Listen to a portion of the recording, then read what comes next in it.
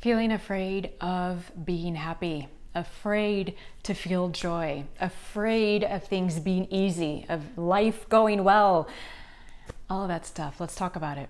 If you grew up with a narcissistic parent, you very likely saw and experienced that if the narcissist was in a bad mood about whatever, anything, that you could not also be in a happy mood because they took that happiness as like you were mocking their own pain. So if the narcissist was in a bad mood, you had to also be in a bad mood. If they were in a good mood, then you also had better be in a good mood, even if you're not. Then you better match them. The narcissist wants to have control, and you cannot have your own individuality. You cannot have autonomy. From a very, very young age, growing up in a dysfunctional home, you are surrounded by fear, negativity, control, manipulation, all that stuff.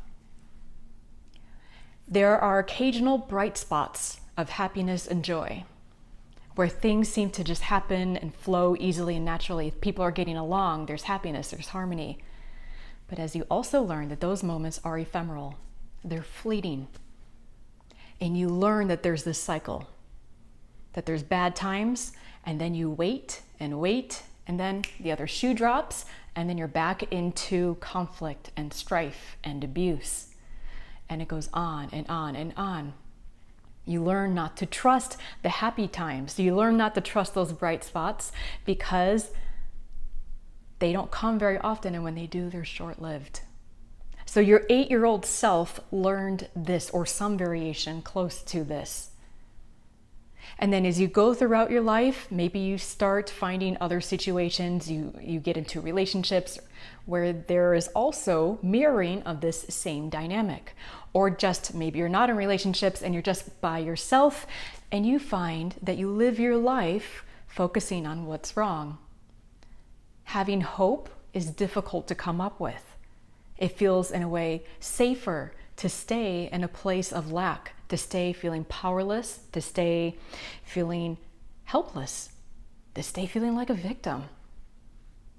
And you could look back and you could cite from decades of your life lots of reasons why hope is dangerous, happiness is dangerous. It's uncomfortable. You may find that maybe you have a lot of difficult days, and then now and then a good day. And you're just sailing high and you're feeling great, your attitude is up, you're feeling super positive. And then as the day goes on, a little voice in your head says, whoa, slow down, calm down, take it down a few notches. You're feeling too good.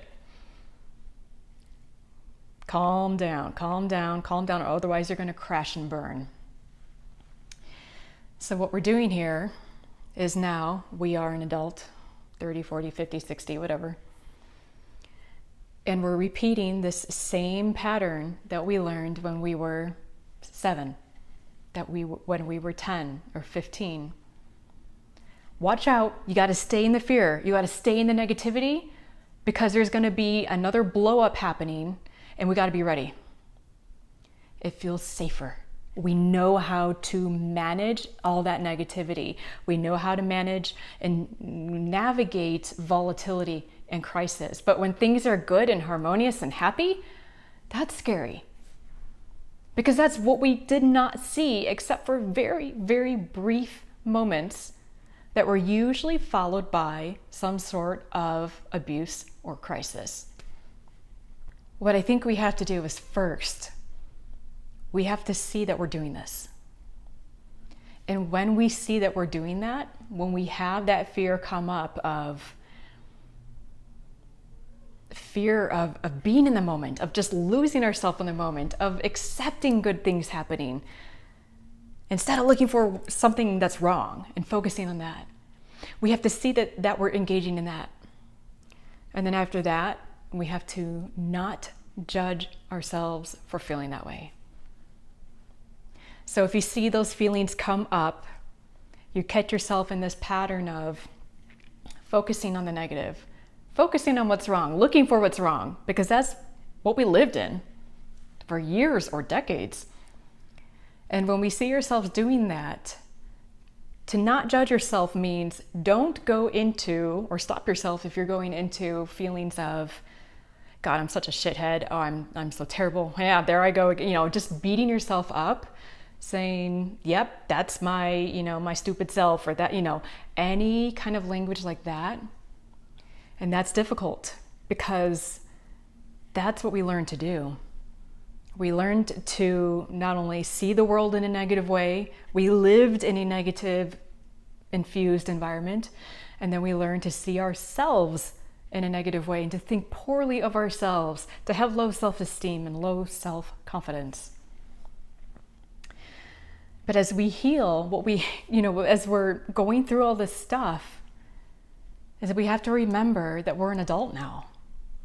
And that everything we learned from a narcissistic parent was how to be emotionally immature. A narcissist is emotionally immature. A codependent learned the same thing, different coping mechanisms, but also learned very unhealthy ways of dealing with our feelings. And we have to, as we're going about this, reparenting ourselves, layer after layer after layer, of taking the power back and realizing that was their wounds. That was their BS. That was their crap that they passed on to me. And you can feel sad and grief, and you can feel anger that you have to deal with it at all. You can feel anger and grief that you did not get something healthier and better. You can let yourself feel that. Don't stay there permanently. But part of the healing process is to allow yourself to feel those feelings that I never got what I needed. In fact, I got everything I needed to destroy myself. I learned everything I needed to be unhealthy. I learned how to be a doormat. I learned how to allow myself to be abused.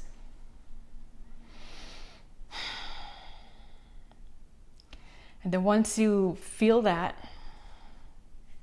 that's when we can start catching that pattern coming back up. When you feel yourself feeling really good and really happy, and if that fear kind of turns on like a little light in your head that's like, oh no, oh man, it's too good. I can't relax. It's all gonna blow up in my face, isn't it? I'm waiting. Just see that come up. Don't judge yourself. And that's one of the biggest steps that we can take to healing, is seeing and recognizing that when the old stuff is coming up. That's just having consciousness that we didn't have before, and that's a huge step. That's the most important step. And it's when you see the old stuff come up, then you can say, okay, I see the fear again. I see the old pattern. I want to focus on how disadvantaged I am. I want to focus on how afraid I am. And then you can say, you know, you can go minute by minute and choose something differently. You can reassure yourself that it's okay. You can remind yourself you'll be okay. That you have yourself. This is how you show up for yourself. You can say, it's okay. I've got you. You'll be okay. Thank you so much for watching. I really hope that this helps. Stay the course. Keep healing, keep growing. Take good care of yourselves, and I will absolutely see you in the next video.